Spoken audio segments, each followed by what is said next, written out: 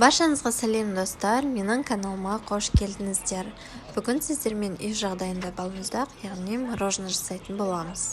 Бізге балмұздақ жасауға 2 зат қажет. Оның біріншісі бананды осылай ашып, майда бөліктерге бөліп, морозильникке 15-20 минутқа салып қоямыз.